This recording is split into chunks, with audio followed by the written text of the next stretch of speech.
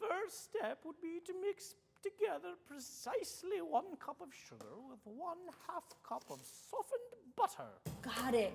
1 cup of sugar, 1/2, that's a lot. That's 1/2 cup of water. Oh, hi there. I'm in a baking class over the internet. What was that? Oh, sorry. I'm doing a thing. Could you mute yourself, please, Miss Ramey? Yes, I can. Sure, absolutely. My instructor is teaching us how to bake a cake from scratch. It won't take long, so just have a little patience with me and I'll be right with you. You should be done mixing the sugar and butter together, so let's move on. Oh no, I haven't mixed yet. Sugar and butter. Patience. Patience is waiting until later for what you want now. After you've stirred in the eggs, add 2 teaspoons of vanilla. Eggs? Oh, okay. What? How many eggs? Okay, I have got to catch up. I've got some catching up to do. And how much vanilla did she say? Hold on a second. Excuse me. Unmute. Hi, pardon me. Excuse me. Pardonnez-moi. How much vanilla did you say?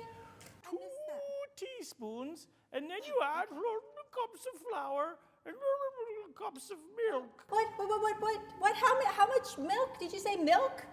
Oh my gosh, wait, can you repeat that? Oh, you're frozen.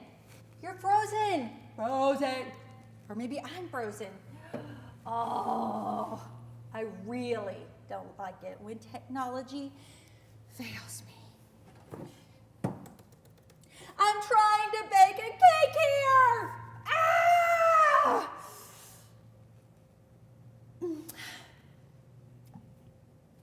It's fine. I just have to wait. I have to wait until it unfreezes so I can bake my cake. You know, sometimes we have to wait for things when we really, really don't want to. Like in today's story. And sometimes also, like in today's story, we don't wait. I'm making this cake. How much milk and flour did she say? I don't know. I'm sure I can figure it out. It'll be fine. I don't need to be patient, really. I'm gonna make this cake, and you know what? I'll see you guys soon. We're gonna hear worship. We're gonna go worship, and you guys can go hear the story. And I'm gonna just finish up here because it's gonna be perfect. Yes, this is gonna be amazing. Egg. Oh yeah, milk. Milk is important, I think, when you bake. More flour. Butter. Eggs. Oh, it doesn't break when you do that. Yeah.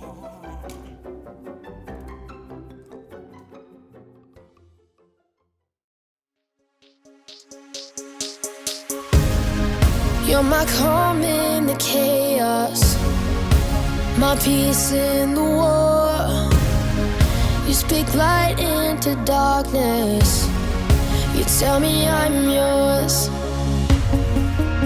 Only you, Jesus, are in control. You are my every heartbeat, every breath that I breathe. You're all I need. You're all I need. You speak life, sing your love over me. You're all I need. You're all I need. Caught up in your captivating, never failing love. You are my every heartbeat, every breath that I breathe. You're all I need. You're all I need. The love of a father, the strength of a king, the blood of a savior. You're my everything. You are my every heartbeat, every breath that I breathe. You're all I need. You're all I need. You speak life, sing your love over me. You're all I need. You're all I need. Caught up in your captivating, never failing.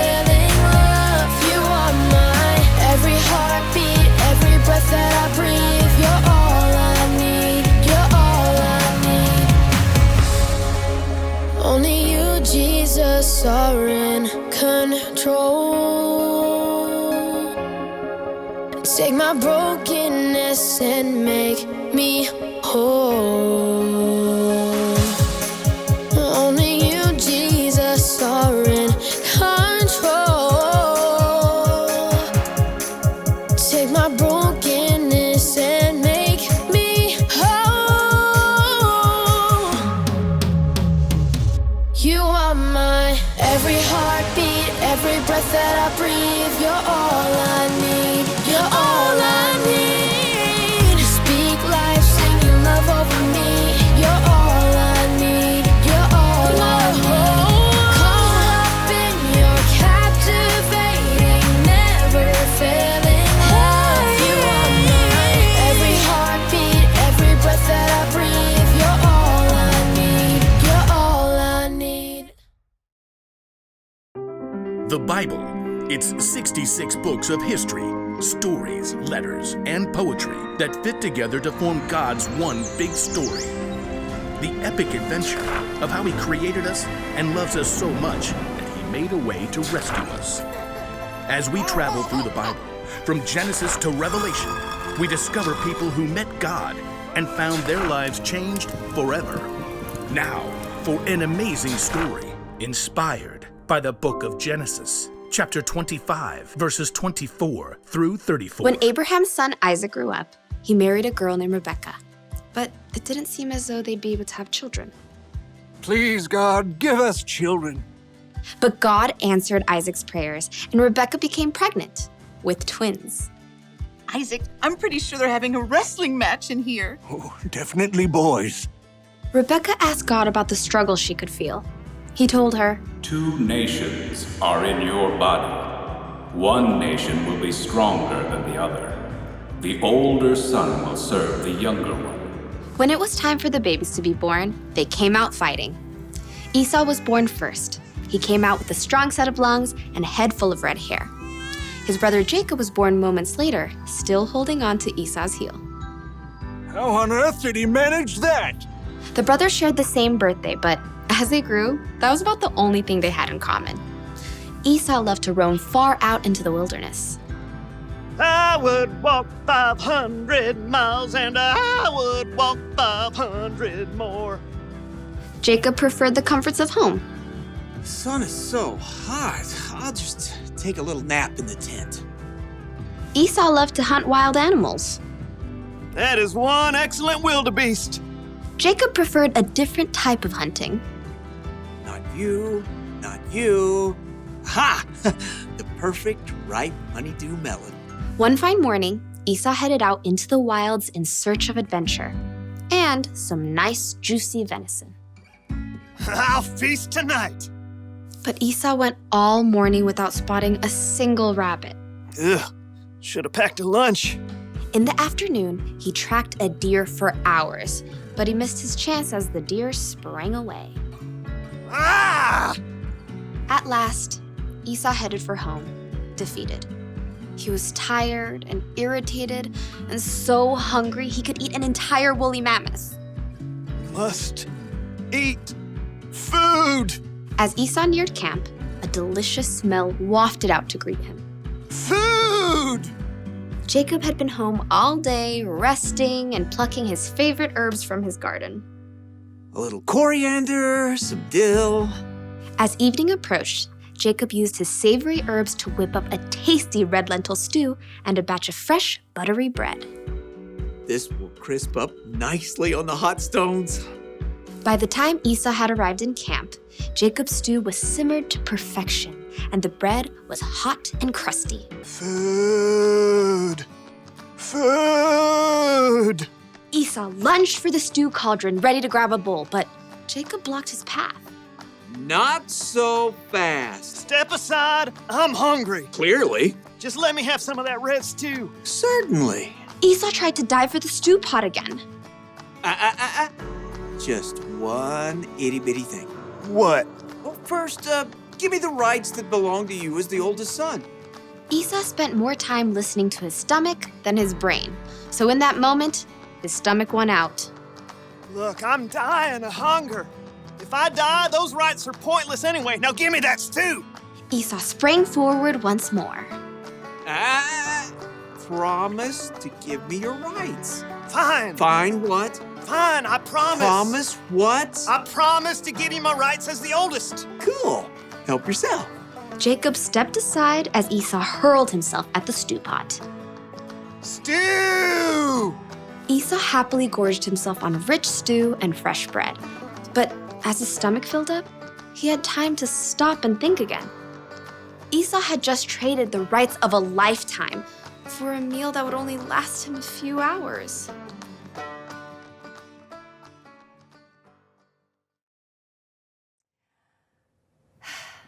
Let me give you a little advice. Don't bake angry. Instead of making a cake, you end up making a mess. That's what happens when you lose patience. You make choices that you normally wouldn't make, and it ends up costing you. Losing patience ended up costing Esau his birthright. His brother Jacob ended up being in the family line of Jesus. So who knows what all Esau missed out on by being impatient? When we don't learn to have patience, we get frustrated a lot easier with ourselves, with others, with technology. There's really nothing good that comes from being impatient. So think about that when you're waiting for your turn on a video game, or when you're waiting to say something when someone else is talking, or when you're waiting for the internet to hurry up and start working again. Having patience is better than losing it. Slow down, or you could hurt yourself or someone else, or you could end up covered in cake batter. Here's the one thing to remember today. If you don't wait, it could cost you. If you need help waiting, ask someone you trust to come alongside you. Hello, are you there? Oh my. Hi. Wow, you're not frozen. I lost you there for a minute. Technical difficulties, I see. How's your cake? Well, I think I'm gonna need another lesson. Oh my. Same time next week? Sure, I can wait. I may have this place even cleaned up by then. Pardon me? Oh, nothing. It's a thing. Okay, I gotta go. You stay put and watch the So-and-So show next. I sure love you guys. Bless you this week, and I can't wait for next time. Bye. Okay, so how much flour was I supposed to use? 2 cups. How much did you use? All of it? No, that was wrong. Yeah.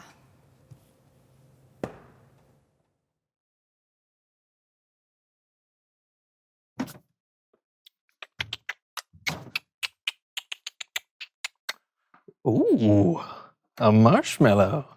Sure. Eat the mallow, miss out on something better. What do you mean? If you wait and don't eat that mallow until I return, then you will receive something even better than a mere measly mallow. Better than a marshmallow?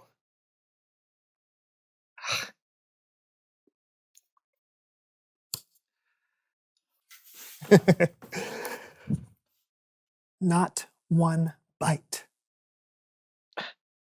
Okay. Come on.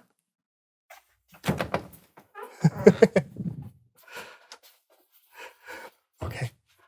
I don't think he can wait and resist eating that marshmallow, but if he can, I'm going to give him an entire bag of marshmallows. All right, here we go. Count to 10. 1, 2.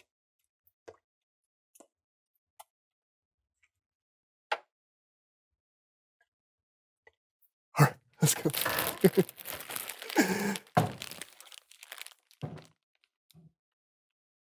Where's the desk? Did you eat the desk? You ate the desk! I didn't eat the marshmallow!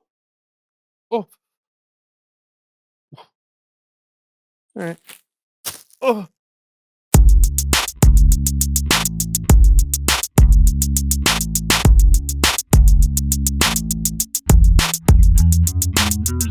everybody. I'm John. And I'm Brandon, and welcome to the So-and-So Show. You've been waiting a whole week to see this show. Thank you for your patience. I know you won't be disappointed. Did somebody say manners? No? I am Melinda Manners, and I can always tell when my help is needed. I can sense when someone is being mannerly. And when someone is not. Oh yeah, all right. The chair. Weren't expecting. So, my dear boys, what seems to be the problem today? No problem. We're just trying to get the show rolling. Patience, my dear boys, patience. It's one of the most important manners. I wrote an entire symphony on patience once. Oh, is that right? Let's...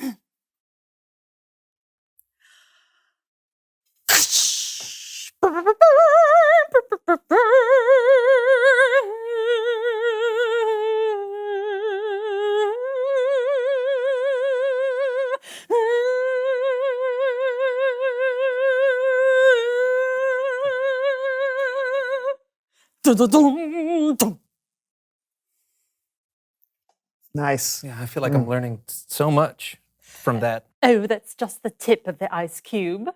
Oh no, that's not the way that... If you want to be mannerly, don't speak out, just sit quietly. Don't correct or presume, just sit tight and listen to me. Now, I meant what I said about sitting tight. Shoulders back, boys. It is unmannerly to slouch.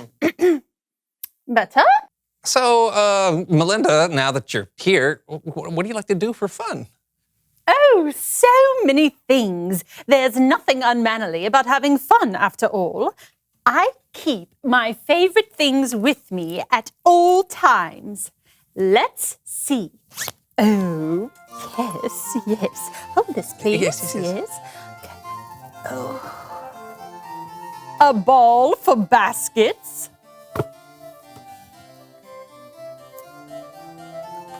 A screen flat for movies. And this electronic sewing box. Wow, you certainly do know how to have fun. How did you pull all of this out of that bag? I may be delicate in my manners, but I am a strong woman. Manners and strength are like peas and carrots. They go together like deserts and ferrets. How do deserts and ferrets go together? Now, my most favorite fun to have is the kind that you can really learn from.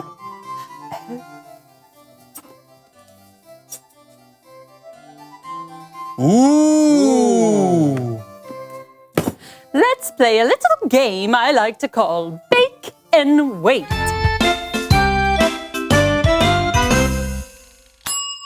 Our preparations are complete. Now we simply need to insert the pan into the oven.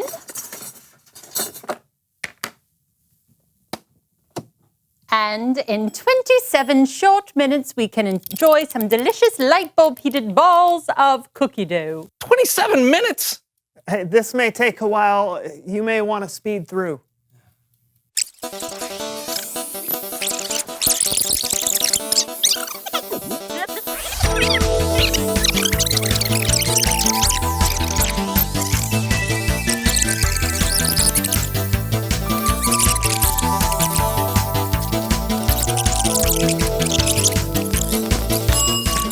Finally! Let's eat! Actually, now the cookies have to sit in the cooling chamber for 5 minutes. Oh, no, thank you.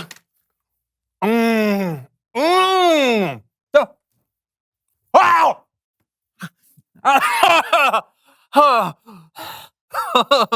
It would be unmannerly for me to say I told you so.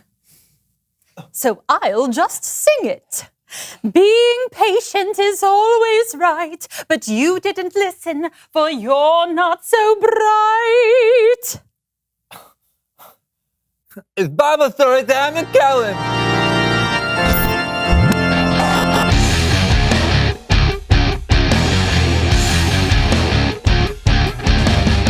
Hey guys! Hey, Kellen. What's up today, Kellen?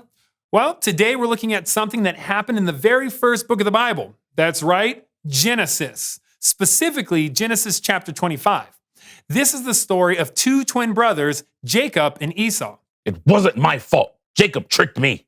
What's going on? You can't prove anything, Esau. Yes, I can. Tricky McTrickerface. That's not my name.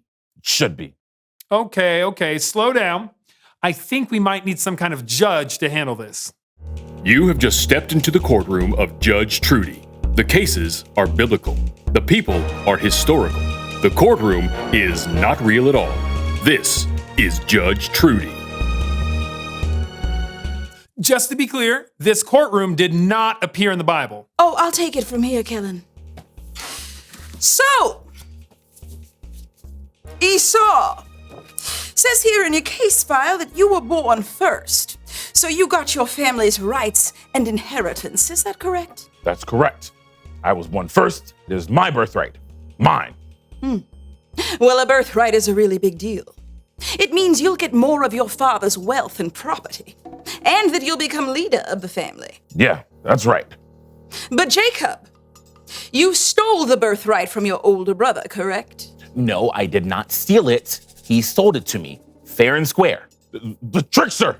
At it again! You were the one who made the trade. Order! I need to know the real story. Bailiff, roll the security footage. Jacob, quick! I'm insanely hungry. Feed me some of that stew. Sure, but first you have to sell me your birthright. Look, I'm dying of hunger. What good are those rights to me now? Promise me. Promise me you'll sell me your rights. Fine. I can't wait any longer. I promise to give you my birthright.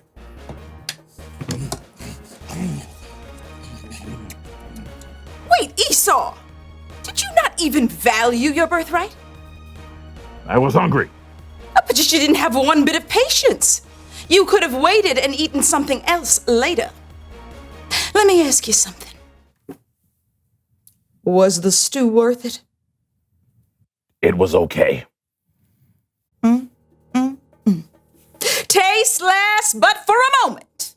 But your birthright would have affected generations. It seems to me, Esau, that your complaint against your brother is your own fault. I cannot rule in your favor. You made your choice. Court is adjourned. This has been Judge Trudy. Even though there's no way that was the real Jacob and Esau, Judge Trudy summed it up well. Esau did not value his rights as the firstborn son. Being impatient made him sell something that was worth more than we can imagine for the price of one little bowl of stew. Bummer. Seriously. Being impatient can actually cost you. Totally. When we're not patient, we rush in without thinking about the consequences. Oh, I know. I bent my tongue. Oh, I'm so sorry. Yeah, me too. I think we can avoid a lot of problems if we just pause and think before we act. There's a lot we can miss out on when we're not willing to wait. It's good to hear. Thanks, Kellen. Yeah, thanks. You got it. I'll see you guys next time. I think of the end of that today. Put that away, please. Sorry. Reveal the question. What could you miss out on by not waiting? Yeah, like when you eat snacks before dinner and then you're not hungry and it turns out to be your favorite meal. That's a bummer. Yeah, or you can miss out on spending time with your friends who are running late because you didn't want to wait for them. Or maybe something even more drastic, like in Esau's case. Talk about it together, and we'll see you next time. I'm John. And I'm Brandon, and this was The So-and-So Show. And baby.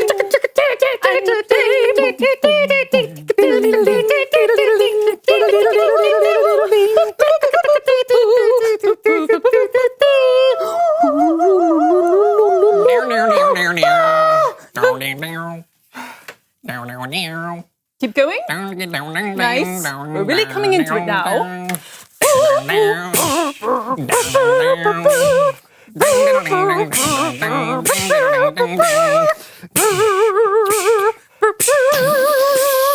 Now it's time for the big finish. All right.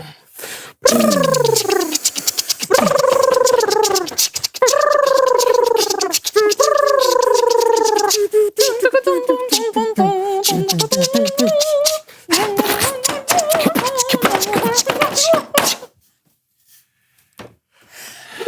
Oh, I left the blowtorch on. Sorry.